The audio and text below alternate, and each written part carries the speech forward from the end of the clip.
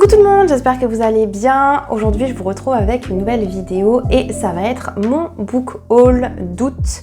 On n'est pas encore tout à fait à la fin août, mais j'ai pas beaucoup de mangas à acheter. En fait je me base surtout sur ça pour faire des vidéos et j'ai quand même pas mal de livres, vous les voyez ici en attente. Ce sont essentiellement des livres de la bibliothèque, mais j'en ai quand même pas mal, donc je me suis dit que j'allais faire un book haul tout de suite et il y aura un deuxième book haul assez rapide je pense, courant septembre avec deux nouveaux emprunts et de nouveaux mangas achetés. On va commencer sans plus tarder avec les romans, je continuerai avec les mangas et on finira par les BD. Je vais commencer avec un cadeau d'une amie qui est venue passer quelques jours chez moi.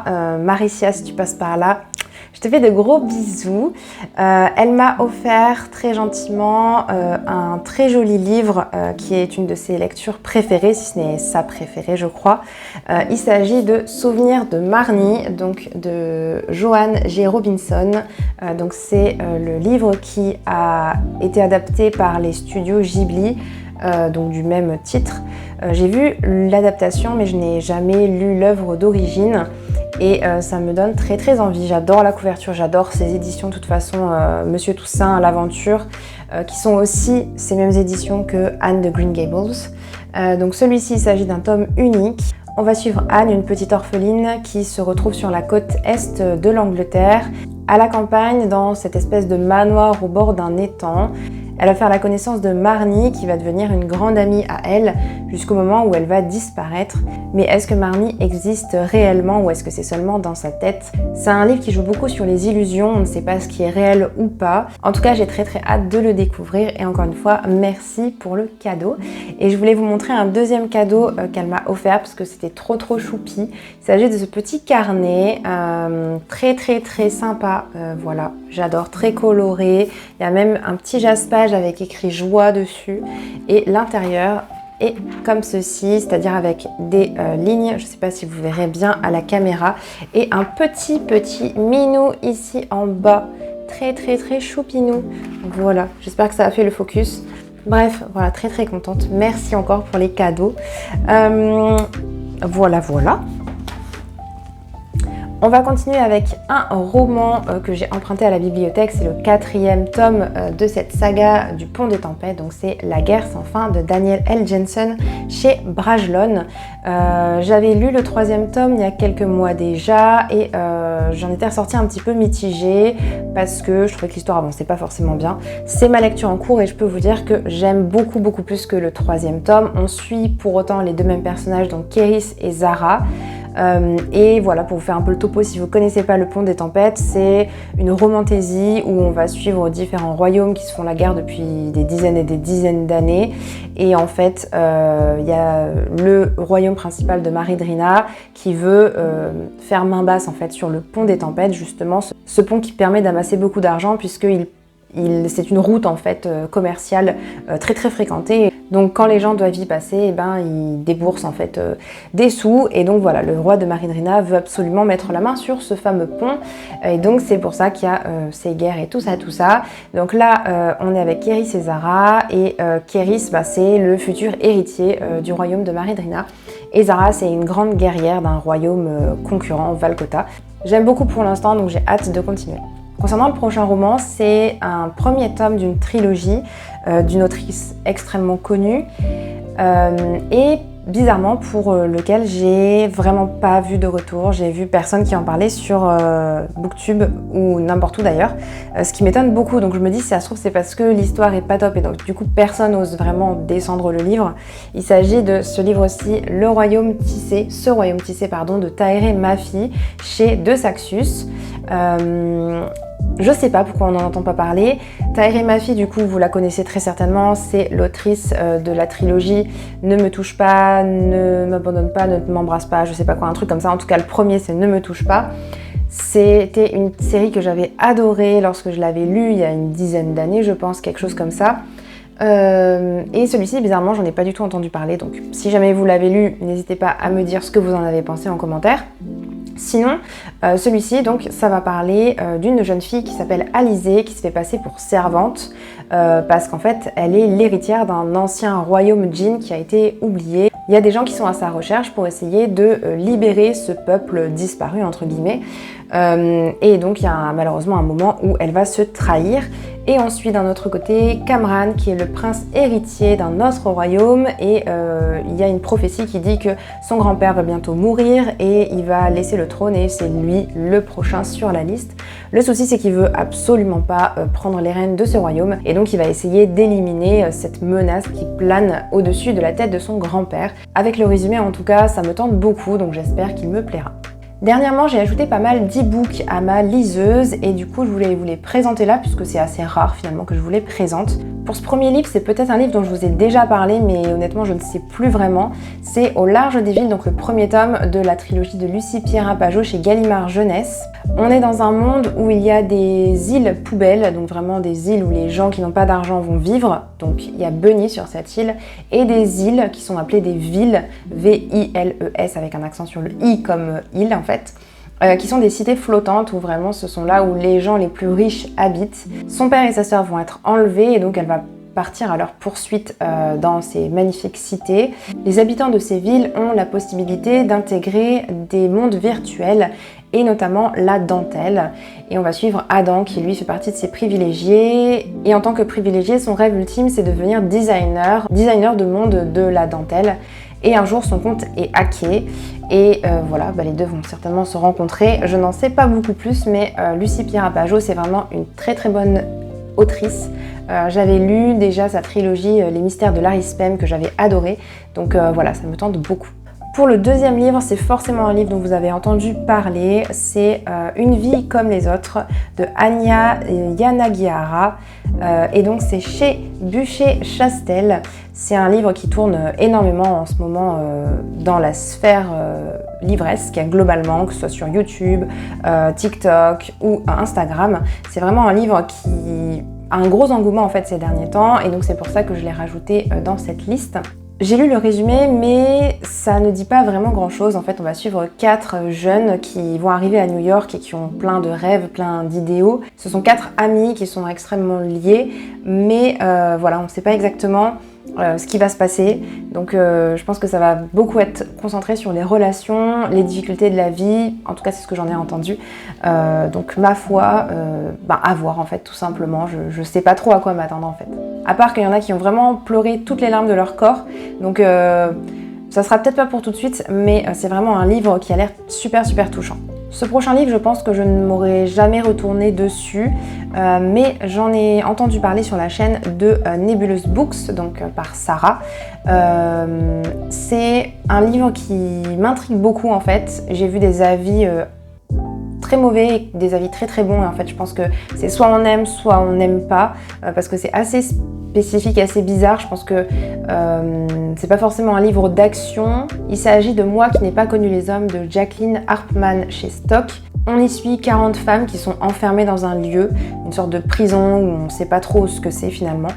Et c'est tout ce que j'ai besoin de savoir en fait. On ne sait pas ce qu'elles font là et je crois qu'en fait il y a toute une atmosphère vraiment oppressante. Et ma foi ça a l'air super super bien, surtout pour la saison d'Halloween. Je pense que je vais me réserver ce roman à cette période-là. Un peu dans le même style, on a La Cage, qui est un premier tome d'Emma Segues chez Ozu. Je n'en ai pas entendu parler, mais je l'avais vu en librairie et je trouvais que le plot avait l'air très très sympa. Donc c'est des filles qui se réveillent, qui sont enfermées dans une pièce et on leur donne à manger par une trappe, on leur donne des cadeaux. Elles savent pas ce qu'elles font là, elles savent pas ce qu'on attend d'elles. Elles savent juste qu'il y a des gens qui les observent, c'est tout. Quelque chose les unit toutes. Qu'est-ce que c'est? Pourquoi? Bref, ça a l'air super super intriguant, donc aussi un livre à mettre pour ma palle de l'automne. Ensuite, j'ai aussi ajouté La collectionneuse de mots de Pip Williams, donc en version poche chez 10-18. C'est un livre qui était dans la sélection des Furets du Nord, enfin en gros je reçois une newsletter régulièrement et il y avait ce fameux livre. C'était un livre qui m'intriguait beaucoup. Je sais pas si c'est une vraie histoire ou pas, mais je vais vous lire le résumé, vous allez comprendre. En 1901, le mot bon à tout faire est absent du premier dictionnaire d'Oxford. Ce roman est l'histoire de celle qui l'a volé. Je pense que potentiellement c'est la vérité. Esmée est née entourée de mots. Orpheline de mère, elle passe son enfance dans le scriptorium à Oxford où son père et une équipe de lexicographes sous la direction du docteur Murray rassemblent des définitions et des citations pour constituer le tout premier dictionnaire d'Oxford. Cachée sous la table de tri, Esmé remarque un jour une fiche qui a échappé à l'un des assistants lexicographes sans qu'il s'en aperçoive. Cette fiche contient le mot « bonne à tout faire » dont Esmé ignore le sens. Elle la recueille et la dissimule dans la valise de son amie Lizzie, jeune servante à la maison des Murray. Se donnant pour mission de sauver les mots, elle se met à collecter d'autres fiches en provenance du scriptorium que les hommes du dictionnaire décident d'écarter. Au fil du temps, elle s'aperçoit que de nombreux mots sont mis de côté, principalement quand ils concernent les femmes. Alors elle commence à constituer son propre dictionnaire, celui des mots oubliés. Voilà, ça m'a l'air très beau, profondément féministe, bref, vraiment une lecture qui a l'air très très intéressante et percutante. On change totalement d'univers avec une comédie romantique et j'ai aussi Happy Place d'Emily Henry, donc chez Hauteville. J'ai lu récemment People We Meet on Vacation que j'avais trouvé très sympa, vraiment pour une lecture d'été. On va suivre Harriet et Wynne qui s'entendent vraiment extrêmement bien, qui sont en couple depuis un petit moment, sauf que ça fait 6 mois qu'ils sont plus ensemble et ils n'osent pas le dire à leurs meilleurs amis, donc ils vont faire tout comme s'ils étaient encore ensemble. La trope c'est un peu du coup du fake dating, mais sachant qu'ils étaient déjà ensemble, peut-être que ça leur permettra de se remettre ensemble, je ne sais pas. En tout cas, pour une petite lecture d'été sympathique ou quand il fait beau, quand on n'a pas envie de se prendre la tête, je pense que c'est une bonne lecture. On retourne à un roman beaucoup plus profond, beaucoup plus poignant avec 1000 soleils splendides de Khaled Hosseini chez Belfond. On va suivre dans cette histoire Mariam, une femme qui est forcée de se marier à un homme extrêmement violent et pendant 18 ans de vie commune, ils vont essayer d'avoir un enfant, ce qu'elle ne va jamais réussir à avoir jusqu'à ce qu'un jour ça va être encore pire puisque une jeune femme de 14 ans qui s'appelle Laila va arriver sous leur toit. Et elle est enceinte, elle va avoir un enfant et donc il va y avoir extrêmement de jalousie mais aussi je pense une certaine amitié et une certaine fraternité entre ces deux personnes qui vivent vraiment l'enfer et voilà tout ça dans un Afghanistan extrêmement sous la guerre avec toutes ces questions aussi de droits des femmes, d'oppression, de liberté, tout ça. Bref, ça a l'air d'être extrêmement touchant, extrêmement difficile à lire également. Ce prochain livre, je vous en ai déjà parlé plusieurs fois. Il s'agit de Quand nos os retourneront à la terre de V.I. Schwab chez Lumen. Donc c'est le dernier roman de V.I. Schwab et là on va parler vampire avec une jeune fille qui s'appelle Alice qui se réveille, qui a extrêmement faim. Elle se rend compte qu'elle est devenue un vampire. Il y a quelqu'un qui l'a mordue la nuit passée. C'est certainement la fille avec laquelle elle a passé la soirée, avec laquelle elle s'est amusée. Et elle va tout faire pour essayer de la retrouver, pour comprendre un peu ce qui lui arrive en gros. Et il y a d'autres histoires à côté. J'ai pas lu l'intégralité du résumé parce que les résumés de Lumen sont souvent très longs et ils racontent beaucoup de choses. Donc voilà, mais ça me tente beaucoup. Voilà, cette histoire me tente beaucoup. Mais celui-ci aussi, je pense le garder pour Halloween, vu sa thématique. J'ai aussi rajouté Le secret de Lady Tran de Lisa C. chez Albin Michel. Cette fois-ci, on parle également de féminisme et de la liberté de la femme, mais cette fois-ci en Chine. Donc on va suivre une jeune femme qui a été élevée auprès de ses grands-parents pour vraiment plutôt être une femme libre. Elle apprend la médecine chinoise de sa grand-mère notamment. Sauf qu'on va lui dire que c'est pas possible pour une femme de faire ce métier et on va la forcer à épouser un homme et donc elle va faire sa vie comme la société lui dit, c'est-à-dire d'avoir un époux, de faire des enfants et d'être une femme au foyer plutôt qu'une femme qui travaille. Sauf que sa volonté d'être médecin est plus forte que ça et donc elle parviendra certainement à s'affranchir de ce carcan que lui a imposé la société. En tout cas, c'est ce que j'espère de cette lecture. On en a fini pour les romans, donc j'en avais quand même pas mal à vous présenter. On va passer au manga. Le seul manga que j'ai acheté là dernièrement, c'est celui-ci. C'est le 9e et dernier tome de Sakura Saku d'Osakisaka chez Kana, avec cette magnifique couverture holographique. Je ne sais pas si vous verrez très bien, mais les cheveux, les yeux et la partie bleue, en fait tout ce qui est un petit peu coloré, c'est en version holographique quoi, donc il y a des petits reflets très très sympas. Donc voilà, c'est le 9e et dernier tome de cette série déjà. Je pense relire la série avant de lire ce 9e tome, tout simplement parce que je n'ai presque plus d'idée de ce qui se passe avant. Et ce serait dommage de finir sur une note un peu moyenne, alors que la série potentiellement peut être très intéressante. Mais voilà, il va falloir que j'ai le temps de lire les 9 tomes et en plus, je ne les ai pas là en fait. Donc peut-être que je les trouverai sur internet ou pas, je ne sais pas. On verra. En tout cas, j'aime beaucoup Io Sakisaka. J'ai adoré Blue Spring Ride, qui était sorti chez nous il y a quelques années déjà. Et celui-ci, ma foi, est très sympa aussi, mais j'accroche peut-être un peu moins et c'est ça le souci. Donc on va suivre dans cette série Saku, qui est une jeune fille qui prend le train un matin, qui se sent pas très bien et il y a un garçon qui va l'aider, qui va ouvrir la fenêtre pour un peu faire rentrer de l'air et qu'elle se sente mieux. Il va laisser son numéro de téléphone et dessus c'est écrit Sakura, donc c'est le nom de la personne. Et le truc c'est que quand elle arrive au lycée, en fait il y a quelqu'un dans sa classe qui s'appelle également Sakura. Est-ce que c'est un signe ou c'est un lac? Je dis n'importe quoi. Donc c'est une petite romance quoi, sympathique, mignonne, tout ce qu'on aime bien. J'ai aussi emprunté à la bibliothèque le tome 11 et dernier tome de Land, donc aussi une fin de série de Kazumi Yamashita chez Mangetsu. Je l'ai déjà lu, j'ai beaucoup aimé cette fin, je vous en reparle très bientôt quand j'aurai le temps de tourner une vidéo sur l'intégralité de la série. Rapidement de quoi ça parle, c'est un Japon un petit peu traditionnel, féodal, un village reclus au milieu de montagnes sur lesquelles se dressent des dieux qui sont vraiment tout puissants. On suit une jeune fille qui s'appelle Anne, qui est très débrouillarde, très intelligente, très intrépide aussi, et elle se demande ce qu'il y a au-delà de ces montagnes. Parce qu'au-delà de ces montagnes, évidemment, il y a des choses très très étranges qui sont très différentes de ce qu'on peut voir. Alors je ne sais pas si je peux vraiment vous montrer des images parce que j'ai un peu peur de vous spoiler en fait, puisque c'est le dernier, ce que j'ai fait avec Sakura Saku, mais vous avez un peu plus... vous savez un peu plus ce qui se passe quoi, dans une romance, on sait comment ça se termine en général. J'ai aussi emprunté les tomes 3 et 4 de La Planète Verte de Keigo Shinzo chez Le Lézard Noir. Donc ce sont les 2 derniers tomes de cette courte série. On va suivre cet homme-là qui se retrouve perdu en fait sur une planète. C'est en fait un transporteur qui va échouer avec son vaisseau sur une planète qu'il ne connaît pas du tout. Et sur cette planète, il y a des grenouilles comme ça vertes, ce sont les habitants de cette planète.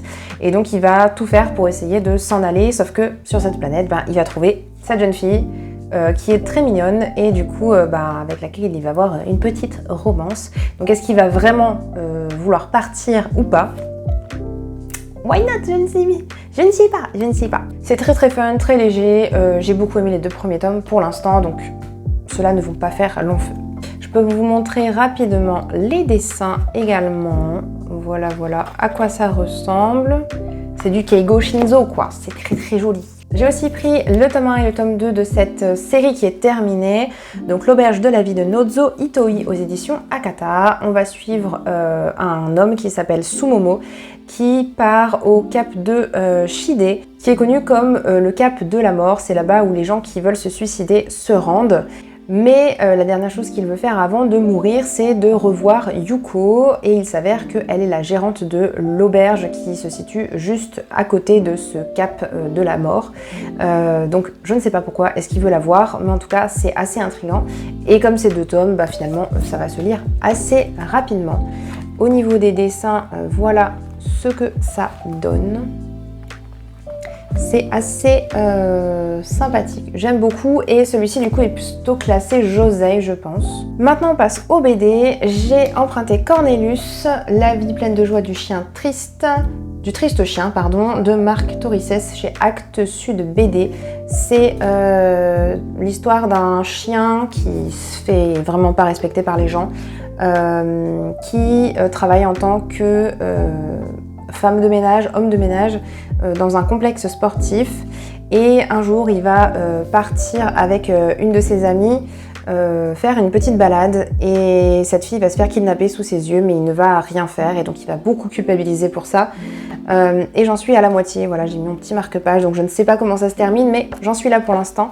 Et comme vous le voyez, il y a plein de styles graphiques différents parce qu'en fait c'est une sorte de feuilleton. Je n'en sais pas beaucoup plus, je me suis pas renseignée en fait, mais voilà, c'est en fait une compilation de plusieurs illustrateurs, auteurs qui ont participé à cette histoire.